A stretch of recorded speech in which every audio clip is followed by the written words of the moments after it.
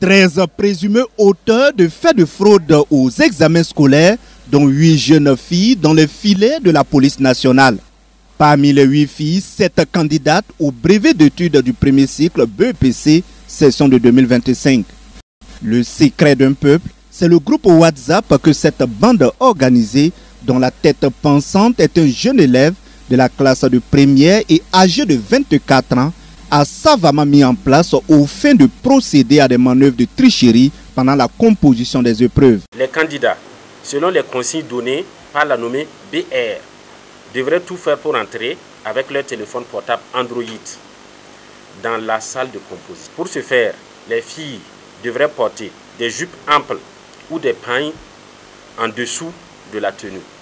Et les garçons, de gros pantalons munis de poches cousues au bas à l'intérieur. Aussi, les candidats devraient diminuer la luminosité de leurs écrans.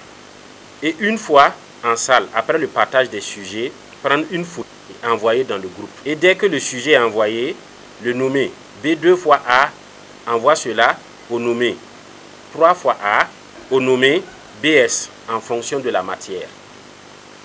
Ces derniers traitent les sujets rapidement grâce à des applications dénommées Chat, GPT, Gold et DeepSeek. Tout est parti, selon le commissaire central de police du commissariat central de Bobo-Dioulasso, de l'arrestation d'une candidate au jury numéro 1 de Pény. Les enquêtes ont permis par la suite à l'arrestation des autres membres de la bande. Les agents de police sur place ont constaté qu'elle est membre d'un groupe WhatsApp dénommé Le secret d'un peuple, où les corrigés des sujets de l'examen en cours sont transférés. Interrogée, elle a déclaré que le cerveau, c'est-à-dire l'administrateur du groupe, se trouve à Bobo-Dioulasso, ainsi que la majorité des autres membres. Sans désemparer, la brigade de recherche et d'intervention du commissariat central de police de la ville de Bobo-Dioulasso a ouvert une enquête dans le but de mieux élucider les faits, en identifiant les auteurs, membres du dit groupe, et suivant leur interpellation. Les enquêtes se poursuivent selon le commissaire Soumaïla Nombré afin de mettre la main sur d'autres acteurs qui seraient impliqués dans cette manœuvre. Des informations à notre disposition indiquent que cette pratique n'est pas spécifique à la région des Hauts-Bassins. Bien d'autres régions et villes du pays pourraient être encore concernées.